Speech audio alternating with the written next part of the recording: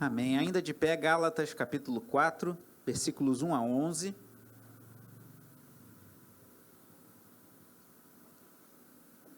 Epístola de Paulo aos Gálatas, capítulo 4, versículos 1 a 11.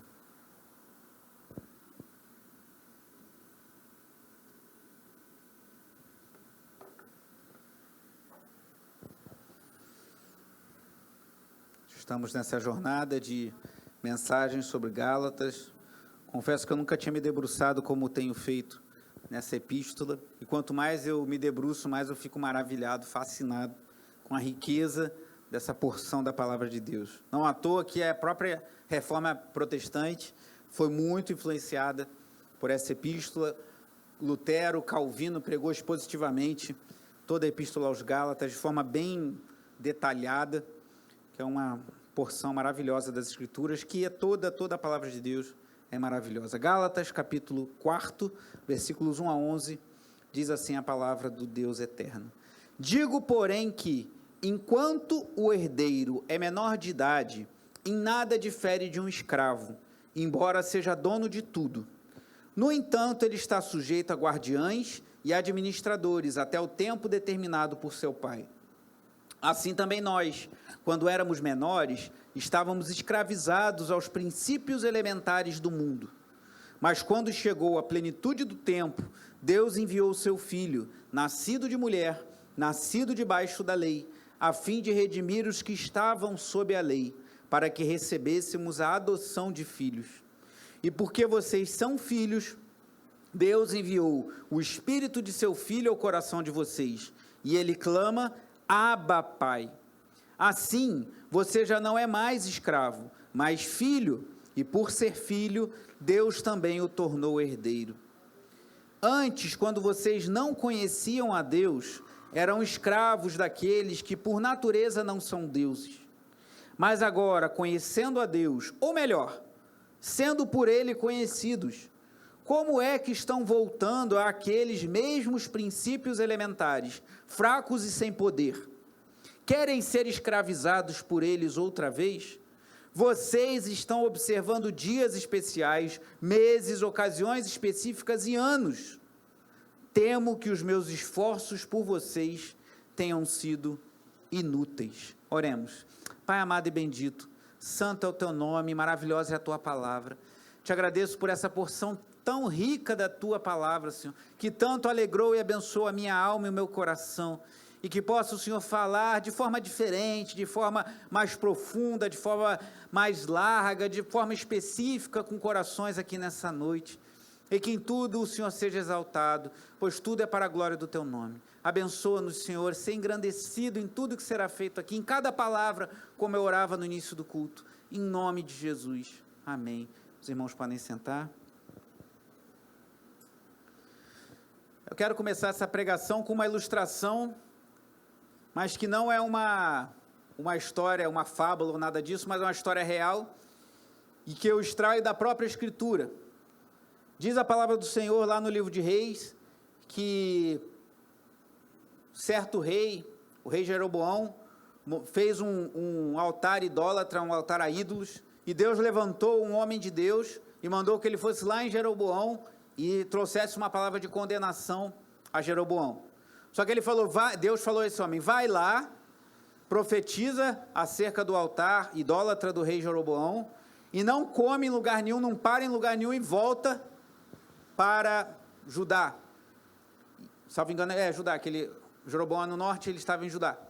E aí o profeta foi, o rei ficou revoltado, mas aí Deus operou ali algo na mão dele, ele ficou nervoso, o profeta orou a Deus, ele foi curado na hora, e o rei ficou impressionado, e o rei chamou aquele profeta para ir para a casa dele, e o profeta falou, não, de forma alguma, eu não posso, porque Deus mandou que eu viesse e voltasse sem ir para a casa de ninguém, e ele foi embora.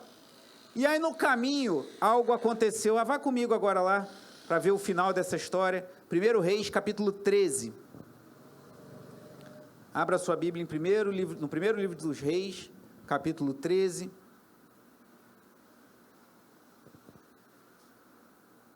isso mesmo, ele foi de Judá a Betel, onde Jeroboão tinha montado um altar idólatra. E aí ele voltando, o braço do rei ficou paralisado, e aquele homem orou, e o braço do rei se recuperou. O rei chamou ele e falou: não, mesmo que me desse metade dos seus bens, eu não iria com você, diz o versículo 8, pois recebi ordens do Senhor: não coma pão, nem beba água, nem volte pelo mesmo caminho que onde foi. Versículo 14 de 1 Reis 13, diz assim, vou ler do 13, então disse aos filhos: selem o jumento para mim, e depois de selarem o jumento, ele montou e cavalgou à procura do homem de Deus. Esse é um profeta velho que foi atrás dele, até que o encontrou sentado embaixo da grande árvore. Ele perguntou: você é o homem de Deus que veio de Judá? Sou, respondeu. Então o profeta, lá no versículo 11, fala que esse era um profeta já idoso, lhe disse: venha à minha casa comer alguma coisa. O homem de Deus disse: não posso ir com você, nem posso comer pão ou beber água neste lugar. Versículo 17, a palavra do Senhor deu-me esta ordem: não coma pão, nem beba água lá, nem volte pelo mesmo caminho por onde você foi. O profeta idoso respondeu: eu também sou profeta como você, e um anjo me disse, por ordem do Senhor: faça-o voltar com você para a sua casa, para que coma pão e beba água. Mas ele estava mentindo. E o homem de Deus voltou com ele e foi comer e beber em sua casa. Enquanto ainda estavam sentados à mesa, a palavra do Senhor veio ao profeta idoso que o havia feito voltar. E ele bradou ao homem de Deus que tinha vindo de Judá: assim diz o Senhor, você desafiou a palavra do Senhor e não obedeceu à ordem que o Senhor, o seu Deus, lhe deu. Você voltou e comeu pão e bebeu água no lugar onde ele lhe falou que não comesse nem bebesse. Por isso seu corpo não será sepultado no túmulo dos seus antepassados. Quando o homem de Deus acabou de comer e beber, o profeta idoso selou o seu jumento para ele. No caminho, o leão o atacou e o matou, e o seu corpo ficou estendido no chão, ao lado do leão e do jumento. Irmãos, que história curiosa. Um homem de Deus, ouve de Deus, que tem que ir lá no norte, lá no altar em Betel, ele faz o que Deus mandou, o rei tenta dissuadi-lo, ele sai fora do rei, ele vai embora, aí chega um profeta idoso, mente, falando que Deus falou para ele ir para a casa dele, era mentira, e ele aceitou, e aí ele veio a receber uma palavra desse mesmo profeta que havia mentido, dizendo que Deus o castigaria por aquilo, e ele foi embora e foi morto por um leão no caminho. Que história doida. Então você pensa, qual a relação disso com Gálatas 4? Porque, irmãos, hoje, isso me impressionou muito nesse trecho da epístola de Paulo aos Gálatas, nós vemos ali como Paulo coloca que o ambiente religioso, e a gente poderia dizer, a própria igreja, é um lugar muito perigoso. Talvez você fale assim, como assim?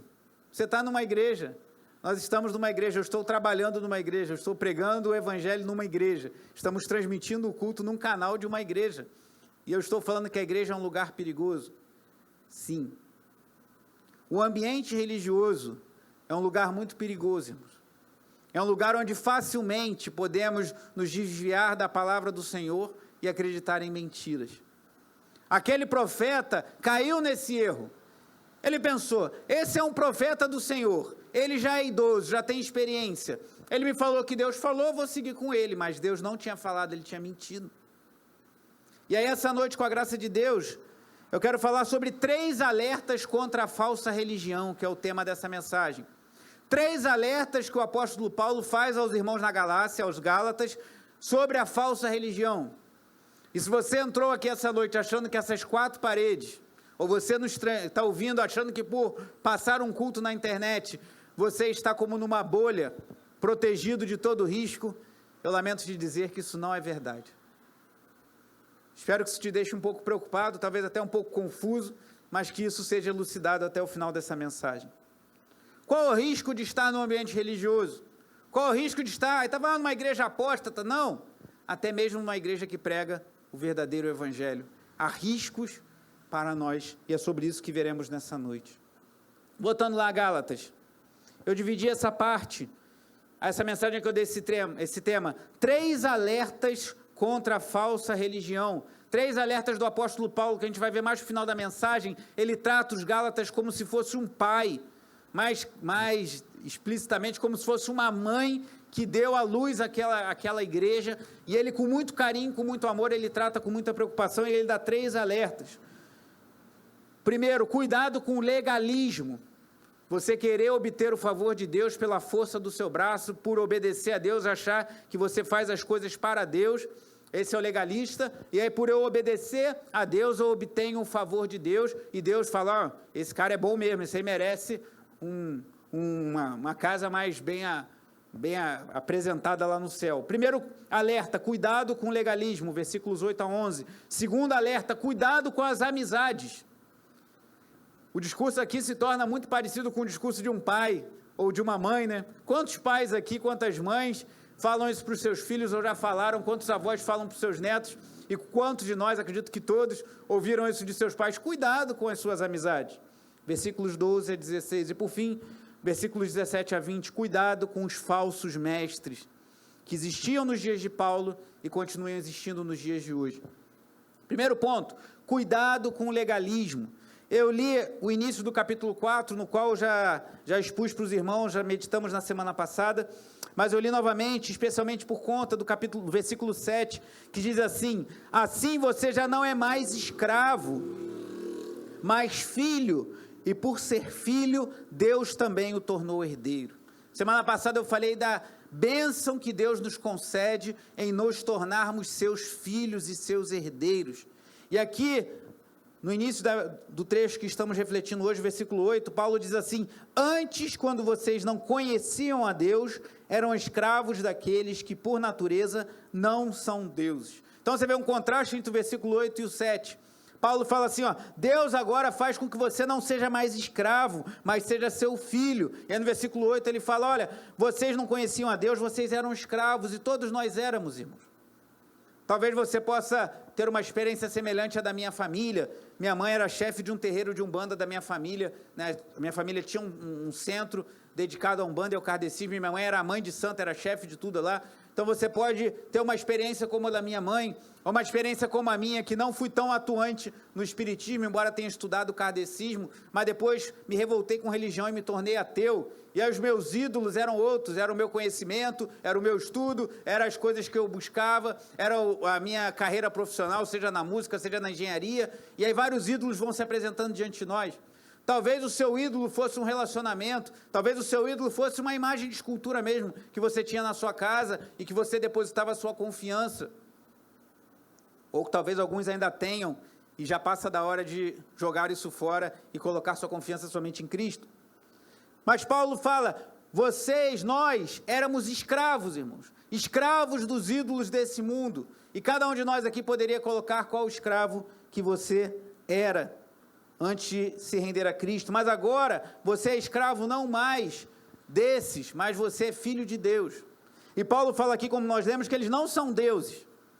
Esses que se apresentam como deuses, como entidades do espiritismo, como falsos deuses, não são deuses.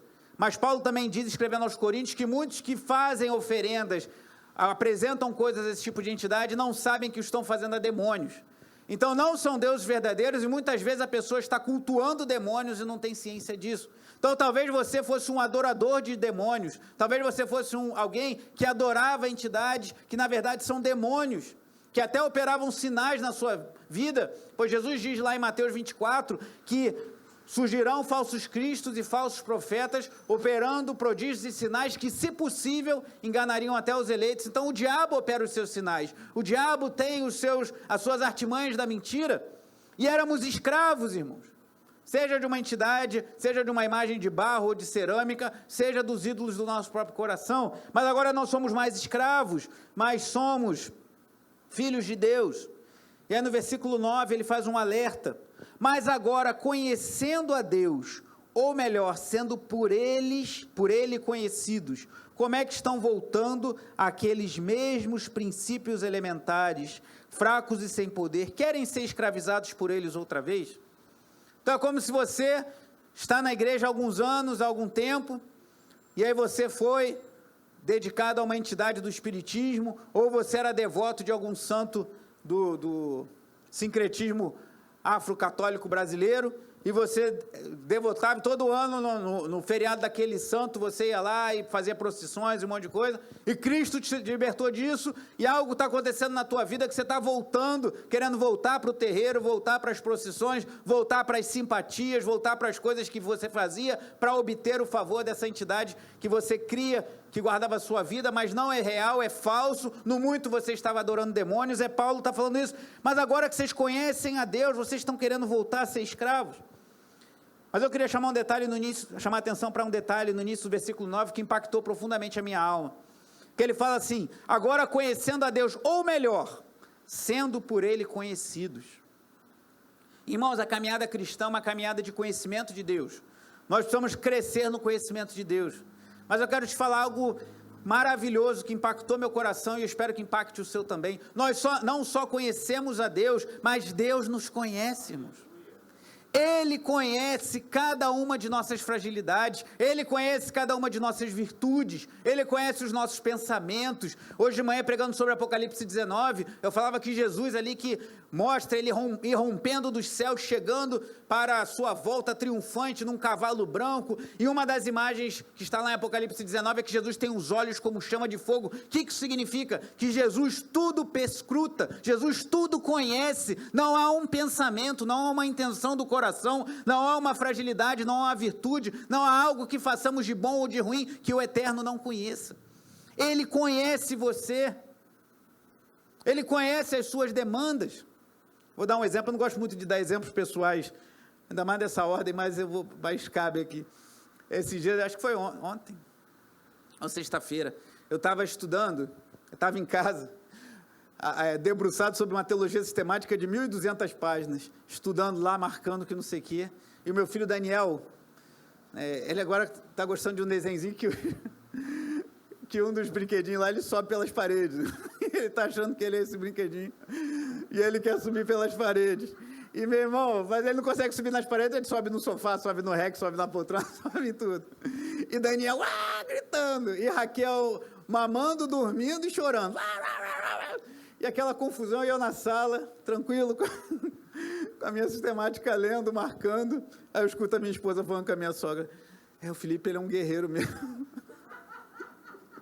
eu não sei como é que ele consegue estudar com esse caos, criança gritando, criança chorando, pessoas conversando, uma bagunça, e eu ouvi a minha esposa falando para a minha sogra, eu não lembro exatamente o que ela te falou, mas ela falou alguma coisa tipo assim, não, ele é muito determinado, ele é muito esforçado mesmo, tipo assim, eu conheço meu marido, sei que ele é esforçado mesmo, para conseguir estudar teologia sistemática, está estudando a martiologia, irmãos, é o estudo, é o logos, a logia de amartian, que é em grego pecado, transgressão, o estudo do pecado, e meu filho tocando terror, minha filha chorando, e a casa caindo abaixo, uma benção, irmão, e eu lá tranquilão estudando. Mas por que a minha esposa comentou isso com a minha sogra? Porque ela me conhece, irmão. Ela sabe que faltam os parafusos. Até o irmão lá, o diácono Cláudio, né, me chamava de pastor parafuso, o pai do Vitor. Mas ela reconheceu, e até, por isso que eu não queria falar, que eu não gosto de falar de coisas que parece que está me exaltando, mas assim, o meu esforço, a minha dedicação e a minha capacidade de concentração de estudar no meio daquele caos um tema tão complexo. Mas por quê? Porque a minha esposa me conhece, irmão. Porque ela me conhece as minhas virtudes, conhece também muitos dos meus defeitos, ela não conhece todos, mas conhece boa parte deles. E assim é Deus, irmãos. Deus conhece todas as nossas virtudes. Então, Paulo assim, não só vocês conhecem a Deus, mas vocês são conhecidos por Ele.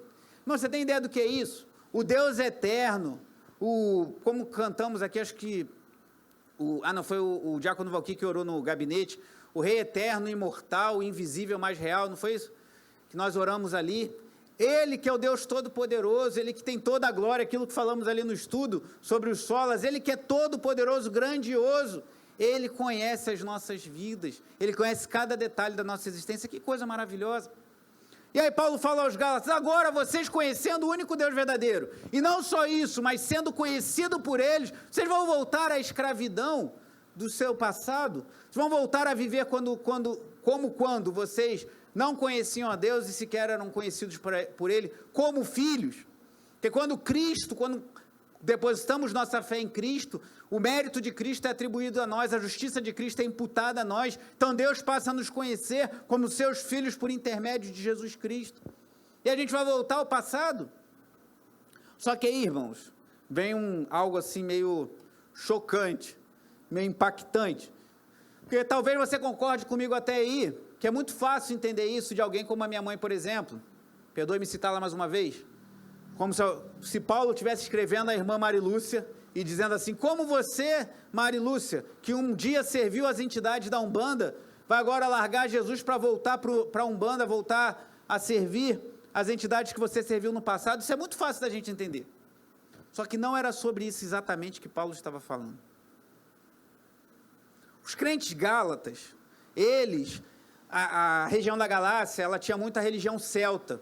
Tinha as deusas lá, acho que é Cibele, uma outra deusa que era muito adorada, eram os celtas. Tem a ver com esse movimento de nova era, isso está sempre voltando. O diabo não é muito criativo assim, ele só vai mudando um pouco, mas sempre vai retornando com os seus estratagemas. E os gálatas eram muito místicos, muito religiosos, certamente tem alguma coisa a ver com isso. Mas o versículo 10 nos revela algo surpreendente, irmãos, que diz assim, ó: vocês estão observando dias especiais, meses, ocasiões específicas e anos. Versículo 11, temo que os meus esforços por vocês tenham sido inúteis. Sabe o que Paulo está falando aqui? Da religião judaica.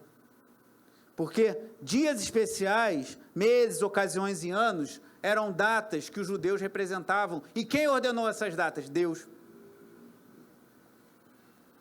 O que Paulo está falando aqui, claro que se aplica ao culto a outras entidades, praticado possivelmente pela religião celta dos Gálatas, mas especialmente ele está chamando a atenção, porque eles estavam se voltando para a religião da Bíblia do Antigo Testamento, e ainda assim estavam se desagradando a Deus. Porque como eu tenho falado ao longo de toda essa exposição sobre Gálatas, o problema aqui é que se infiltraram na igreja falsos mestres, que estavam querendo fazer com que os Gálatas, que não eram judeus, se tornassem judeus e depois se tornassem cristãos. Os homens se circuncidassem, aquele corte no membro masculino, semelhante a uma cirurgia de fimose, que os dias sagrados do judaísmo fossem guardados. Talvez aqui faça uma menção até o sábado. Então, o que ele está falando é que, ao tentar cumprir a lei do Antigo Testamento, ao tentar voltar a cumprir o que Deus até certo ponto tinha determinado, os Gálatas estavam perdendo o Evangelho. E aí eu volto ao que eu falei na introdução, irmãos. Um lugar muito perigoso é a igreja. Lembra que o profeta caiu, profeta diante do rei, ele foi firme, mas diante de um profeta idoso, ele cedeu, isso ocasionou a sua morte. Talvez você esteja confuso, se você estiver confuso, eu acho que eu vou ficar feliz, porque isso tem que dar quando a gente está confuso, é que a gente está sendo chacoalhado. Porque, irmãos, a gente precisa entender que é uma linha muito fina entre vivermos uma espiritualidade para a glória de Deus e vivermos uma religiosidade legalista que não agrada a Deus. E isso você pode viver dentro de uma igreja, como a nossa igreja, com todas as falhas e dificuldades, é uma igreja séria que prega o Evangelho. Você pode ser a pessoa que chega cedo em todos os cultos, vem a todos os cultos, cumpre todas as escalas, faz tudo, e o seu coração está cheio de vaidade, de orgulho e de religiosidade. E isso não agrada a Deus, irmãos. Então, Paulo faz um alerta, cuidado com a religiosidade, cuidado com o legalismo. E é no livro do pastor Timothy Keller, eu peguei algumas frases, que eu vou pedir ajuda da irmã Úrsula ali para projetar aqui para vocês, sobre essa temática. Paulo está dizendo que fazer por merecer a própria salvação, por meio da moralidade bíblica meticulosa, o que é isso? Você tem uma vida moral nos mínimos detalhes, e da religião é escravidão a ídolos tanto quanto o paganismo. E olha o que diz o Timothy Keller: no fim, o religioso está tão perdido e escravizado quanto o ateu. Que frase forte, irmãos. Por isso que eu botei do Timothy Keller, para vocês não falarem que foi o que eu falei. Que frase forte, irmãos. Quer dizer que tem gente que está dentro da igreja e que não entendeu o Evangelho, ou entendeu como os Gálatas, mas em certo momento se perdeu e começou a querer viver o Evangelho na força do seu braço e confiar na sua moralidade, e se tornou um legalista. Quer ver um sintoma de legalismo?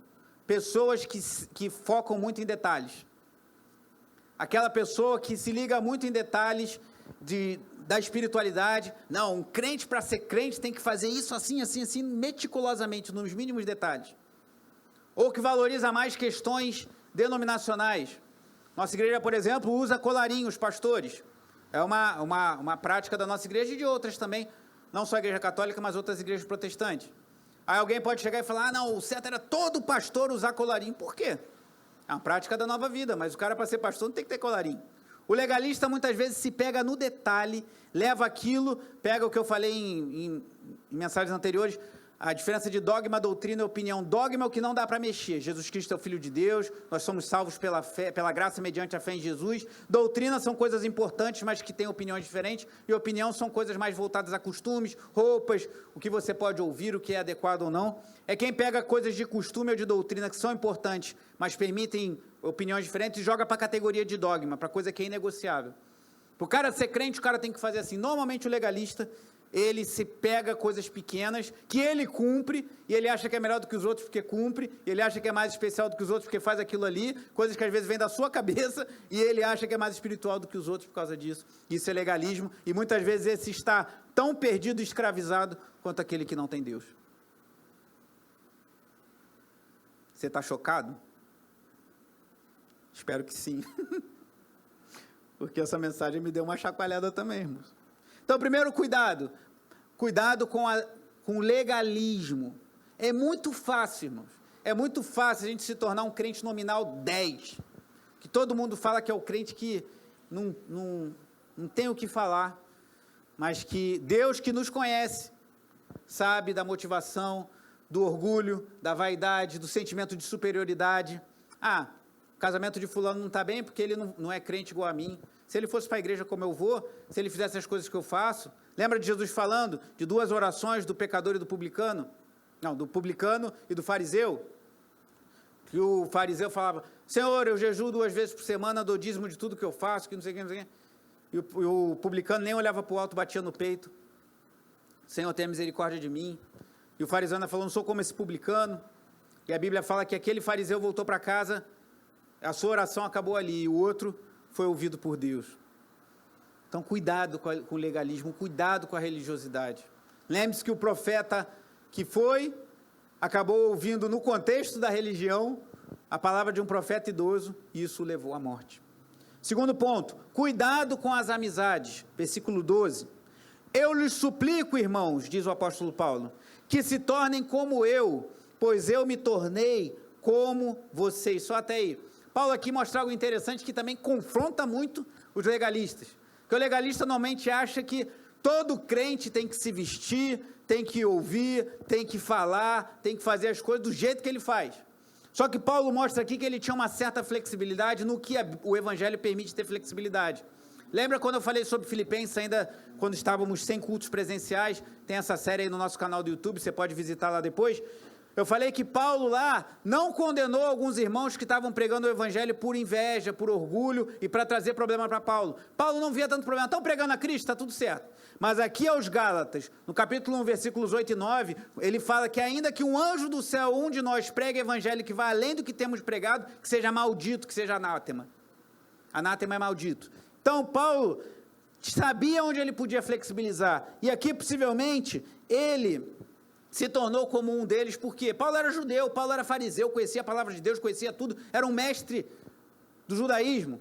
Mas ao chegar ali na Galácia, aquele povo que não conhecia Deus, um povo, como eu falei nas primeiras mensagens, um povo mercenário, que eles se aliançavam com um povo, que eles eram guerreiros, um desenho que ilustra bem aquela série Asterix e Obelix, que é mais velha, aí já lembra disso, né? Não precisa levantar a mão não, que vai denunciar a idade, mas lembra Asterix e Obelix? Eles tinham aquele perfil céltico, né, de guerreiros, mas que eram mercenários. Um povo pagou para ir lá ganhar, ele vai. Chegou outro povo, pagou mais, ele larga a fidelidade a um povo e parte para outro. Essa era a cultura dos Gálatas, daqueles da Galácia.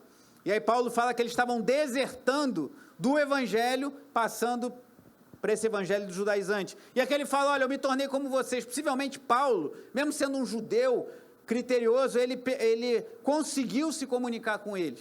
E aqui eu aprendo algo, irmãos, que é muito importante para a evangelização que temos falado tanto. Nós precisamos saber até onde a gente pode se adaptar para levar o evangelho.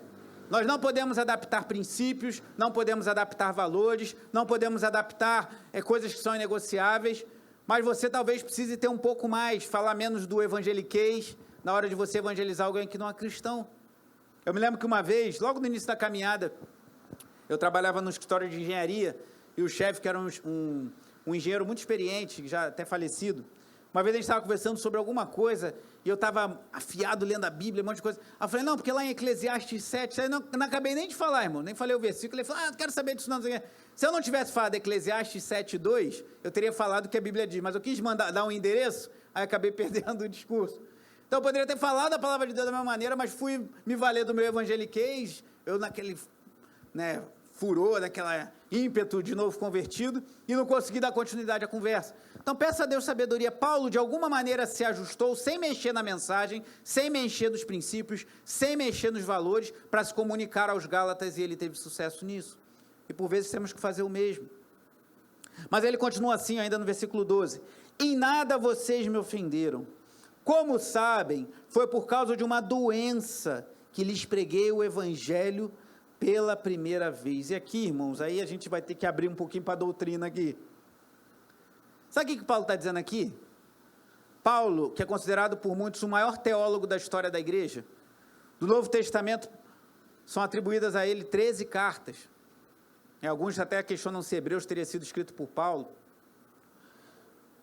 Considerado o maior missionário da história da igreja, um homem que tinha fé, que lá em Atos capítulo 19, diz que Deus, por intermédio de Paulo, operava milagres extraordinários. Se fosse seguir a teologia de algumas igrejas que tem por aí, que falam da teologia da prosperidade, iam falar, um homem desse nunca pode ficar doente. Se ele orava e as pessoas eram curadas, as pessoas eram libertas, as pessoas eram libertas de demônios, um monte de coisa que você vê no livro de Atos e muitas outras que a gente não vê, as pessoas chegavam perto dele e eram libertas de forma sobrenatural. Esse homem com autoridade, esse homem com poder de Deus, esse homem que evangelizava, que pregava, que ensinava, que discipulava, ficou doente. Ele foi para a Galácia porque ele ficou doente. Possivelmente Paulo tinha um outro propósito, estava indo para outro lugar, ficou doente, teve algum problema de saúde, e por causa disso teve que parar lá na Galácia. Então a primeira coisa que eu vejo aqui é que cristãos verdadeiros podem ficar doentes. Claro que você não vai se entregar à doença, né? Uma coisa é o cristão que fica doente, outra coisa é o hipocondríaco que acha que tudo é doença, que acha que tudo é mal, que não se cuida, cuide da saúde. Você tem condições de fazer uso da medicina, você tem condições de cuidar da sua saúde, faça isso. Precisamos cuidar da saúde, mas tem vezes que você cuidando da alimentação, fazendo uma atividade física, com tudo, você vai ficar doente. Não entre em paranoia. Infelizmente, tem muitas igrejas hoje que pregam que às vezes o pastor prega que crente não pode ficar doente, que isso é falta de fé, mas ele, quando fica doente, vai para outra cidade para ninguém saber que ele foi no médico. Crente fica doente, irmão. Doença não dá em poste, dá em gente. E se você quiser ir um pouquinho mais além desse texto aqui de Gálatas 4, você pode ir a 1 Timóteo 5:23, quando o próprio apóstolo Paulo fala para Timóteo que não tomasse somente água, mas também um pouco de vinho, por causa das suas frequentes enfermidades. Timóteo possivelmente tinha algo como uma gastrite, e lá em 1 Timóteo 5:23, Paulo dá uma orientação medicinal para Timóteo. Então Paulo não tinha problema nenhum com o uso sadio da medicina, e lá em 2 Timóteo 4:20, Paulo fala que deixou Trófimo, que era um homem doente numa cidade. Ele deixou um homem doente e foi embora. Se Paulo achasse que todo crente tem que orar se tiver fé e todo mundo ser curado, como é que ele deixou um homem doente? 2 Timóteo 4:20 mostra que ele fez isso. Então a Bíblia não ensina, nós devemos ter fé e orar. Eu creio em cura divina, já vi coisas acontecendo na minha vida, na vida de outras pessoas, creio que a gente deve orar, mas a gente não manda em Deus, irmãos. Ele é Deus, Ele é o Senhor. Então Ele que vai determinar. E se você ficar doente, não for por algo, que por negligência sua, por falta de cuidado, se for também, passa a ser mais atento daqui para frente, mas não se condene, nem ache que você não está tendo fé por causa disso. E um segundo aprendizado que eu tiro desse texto, é que Deus se vale de circunstâncias que nos parecem ruins para o avanço do evangelho. Talvez Paulo tivesse animadão, vou para não sei aonde, vou para um lugar, não sei o quê, ficou doente, não dá para saber qual é a doença que ele teve que parar na Galácia. O que ele fez? Teve que parar lá porque estava doente, começou a pregar o evangelho, e muitos se converteram e ali se constituiu uma igreja. Então Deus, por vezes, vai permitir que você vá para dentro de um hospital, vai permitir que você seja colocado num leito, Deus vai permitir que você passe por um procedimento, para estar diante de um médico, para estar do lado de um outro paciente, para falar com um enfermeiro, para falar com um técnico de enfermagem, do evangelho. E foi isso que Paulo fez, e ali não foi uma pessoa convertida, ali não foi uma pessoa que simpatizou com o evangelho, mas ali, por meio dessa doença de Paulo, se constituiu uma igreja para a glória de Deus. Louvado seja Deus, irmãos. E aí, mais uma vez, eu quero citar o Tim Keller. Desse trecho ele fala assim, ó, Deus não promete abençoar os cristãos afastando o sofrimento, mas através do sofrimento.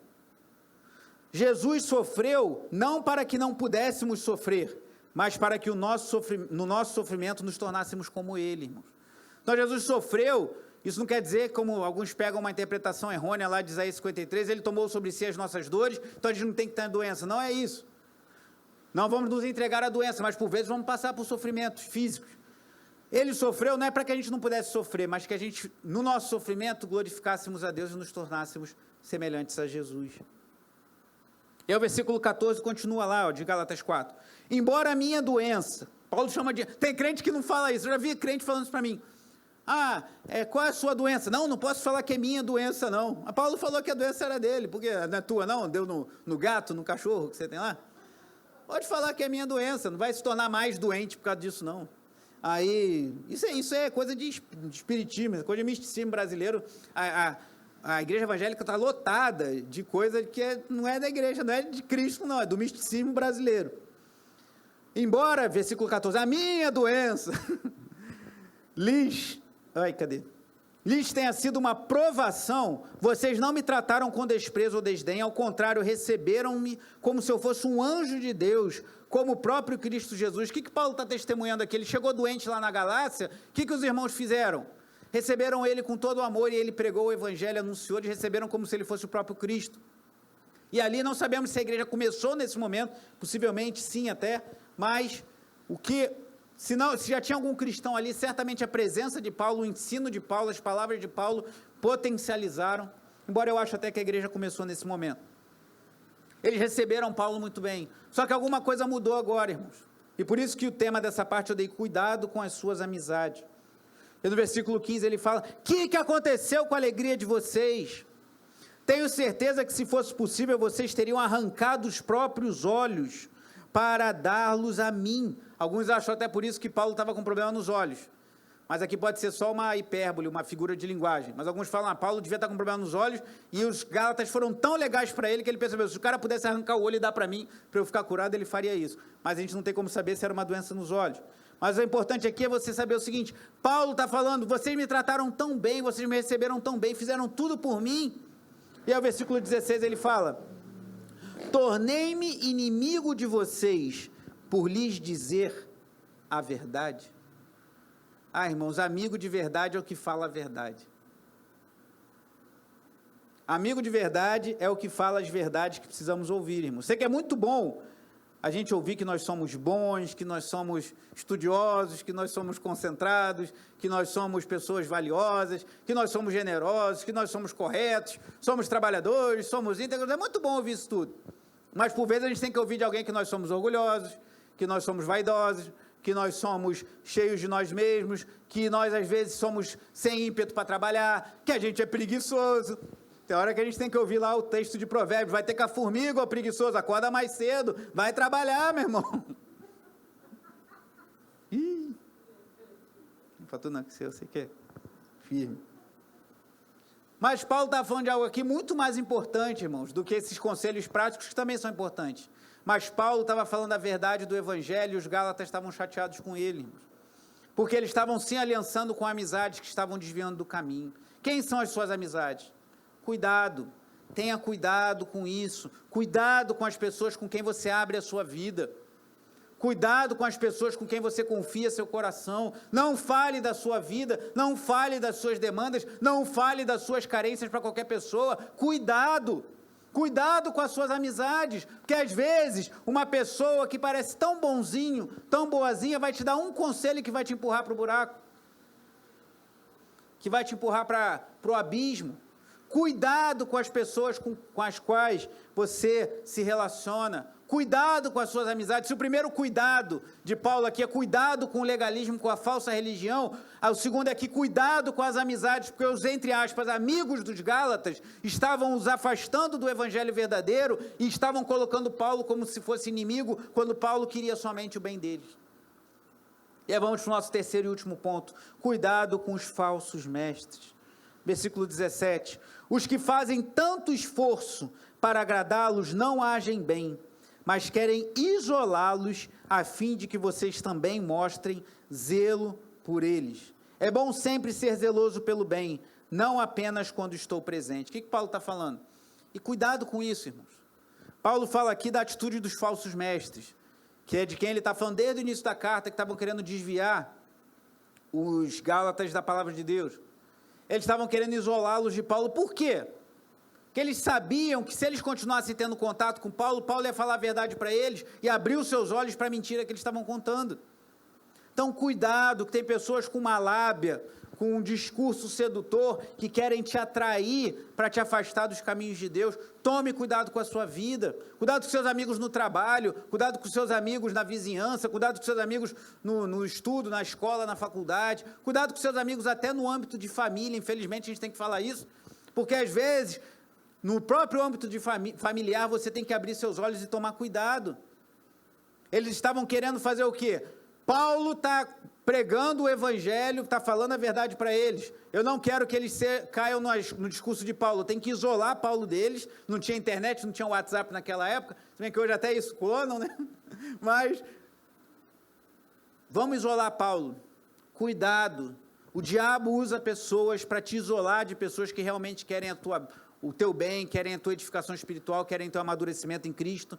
O diabo quer te isolar dessas pessoas. Cuidado com aquele que fala, você precisa ir tanto para a igreja, você precisa ir para a igreja todo domingo, você precisa ouvir pregação todo dia, você precisa orar todo dia, você precisa ficar ouvindo a oração lá que o diácono coloca todo dia no grupo, você tem que fazer isso todo dia, tem que ler a Bíblia todo dia. Cuidado, aqueles falsos mestres tentaram isolar, blindar pessoal, os Gálatas da presença de Paulo. E aqui, na conclusão, versículo 19, irmãos, Paulo mostra o amor profundo que ele tinha por eles. Diz assim, ó, meus filhos, novamente estou sofrendo dores de parto por sua causa, até que Cristo seja formado em vocês. Eu gostaria de estar com vocês agora e mudar o meu tom de voz, pois estou perplexo quanto a vocês. Perplexo é a pessoa que está assustada, está admirada, porque eles estavam se desviando do evangelho. E Paulo aqui mostra, irmãos, que essa repreensão toda dele aos Gálatas era por amor a eles. Era porque ele realmente amava a ponto de se comparar com uma mulher dando à luz. Ele gerava no seu íntimo, nas suas orações, nas suas lutas, para ver aqueles homens na presença de Deus. E agora vem falsos mestres e querem afastá-los da verdadeira palavra de Deus. Ele fala, cuidado com falsos mestres. Cuidado, irmão, cuidado, irmã. Quando a gente fala isso, não é que a gente quer falar que a Nova Vida é a melhor igreja do mundo, que a Nova Vida do Anil é a melhor igreja do bairro, que a gente tem a doutrina certa, que não sei o quê. Nós cremos naquilo que confessamos. Mas eu creio, já falei isso aqui na igreja várias vezes, eu conheço mais de 200 pastores, sem exagero. Conheço muitos homens de Deus de diferentes denominações, sérios, dedicados, que derramam sua vida no altar em serviço a Deus e à sua igreja. Nós não somos a única igreja, não somos a última Coca-Cola do deserto, como alguém fala. Não somos a única igreja séria, a única denominação séria, nem sequer a única igreja séria do bairro do Anil. Existem outros homens e mulheres de Deus dedicados, mas aqui é uma igreja que zela pela doutrina, pela palavra de Deus. Cuidado, irmãos, cuidado com quem você ouve. E aqui possivelmente havia um interesse financeiro também daqueles falsos mestres, que queriam tirar Paulo da jogada e possivelmente se valer financeiramente dos bens dos Gálatas. Cuidado, tome cuidado com a sua vida, irmãos. Tome cuidado com a sua vida espiritual. Aqueles homens foram gerados no coração de Paulo em Cristo. E Deus tem gerado pessoas nesse lugar. Gerou no coração do pastor Roberto antes de abrir essa igreja. Gerou no coração do pastor Alessandro. Gerou no coração de tantas pessoas que serviram e servem a Deus nesse lugar. Gerou no meu coração, gerou no coração do diácono Rodrigo. A sua vida é preciosa para Deus. Há pessoas que te amam, que zelam, que velam pela sua vida espiritual. Tome cuidado com a sua vida.